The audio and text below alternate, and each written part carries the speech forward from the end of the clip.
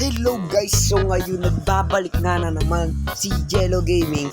So ngayon guys is may balita po akong sasabihin sa inyo dahil ito po ay mahalaga kasi mukhang solo grind po na tayo ngayon. So guys, out muna si Ninyo kasi hindi po muna kami makakapag Minecraft dahil makapag-upload pa po ko, pero ako na nga lang po mag-isa at wala po muna ako kasama sa world dahil yun nga, sumali na siya dun sa sinasalihan niya sa Christian. Ayoko naman siya pigilan kasi yun yung gusto niya.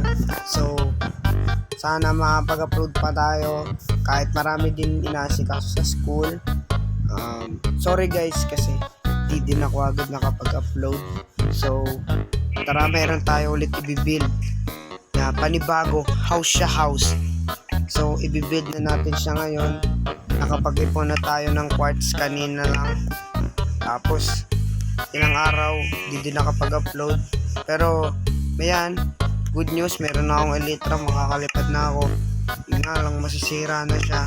Comment kayo guys kung paano to mabuo nang hindi kailangan ng isang elytra. Hindi ko kasi alam guys. So tara na, simulan na natin ang pagbuo ng ating panibagong bahay, underwater house. Let's go. So matulog muna tayo guys kasi kailangan natin matulog dahil marami na naman tayong mga makakalaban na zombie, creeper, skeleton, spider at marami pang iba. So tara na guys, kunin na natin yung mga quartz na nakuha natin. Kunin natin yung mga quartz. Iipon pa pala tayo ng mga wood. So bibilisan lang natin yung mga pag-iipon ng wood. Saan ko ba natabi yung quartz? Oh, ito na guys. Di ko alam kung kakasya tong quartz na mga natabi ko. Sana magkasya. Yan, gagawa ako ng stairs. Quartz stairs. Para tayo sa bahay. At nakalagay to guys kung saan ko siya gagawin. Wait lang. Kailangan ko ng quartz. Black quartz. Search na nga lang natin guys. Ito. Kailangan natin tong black quartz pang-build ng ating bahay ngayon. So kailangan natin ng mahigit 32. Lagpas na. Abot kaya to guys. Kala ko abot pero okay na to.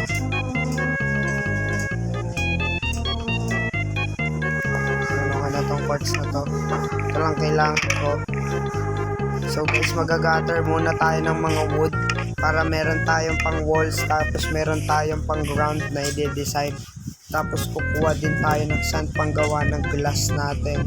So tara, let's go. Ikakat ko lang to guys para mapaikli yung ating video, para mabilis na natin siya makuha. Pero papakita ko pa rin sa inyo na nagagather ako ng wood.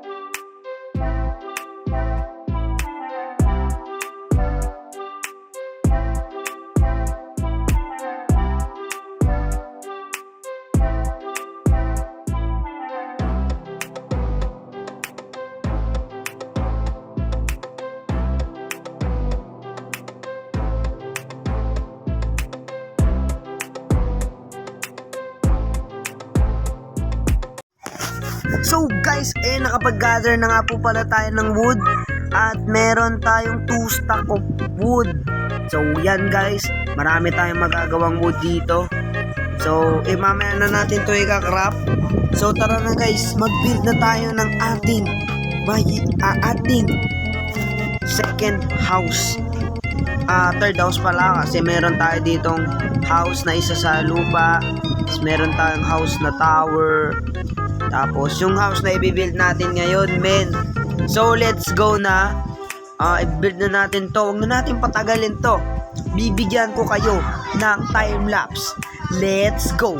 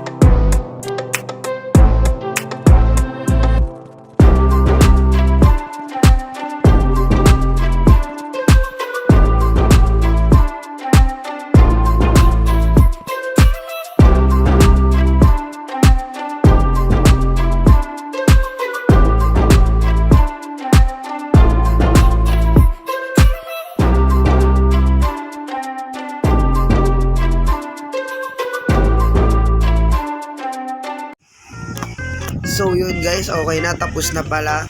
Gusto nyo ba makita? Ito guys, papakita ko sa inyo.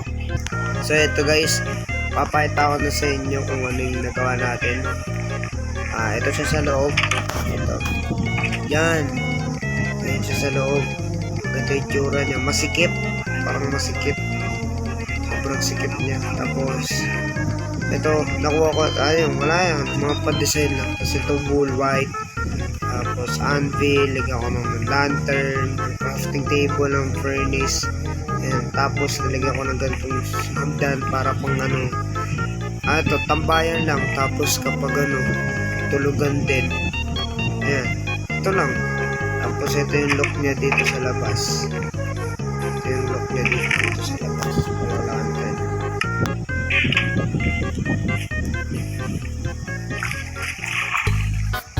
Ito yung look niya dito sa labas.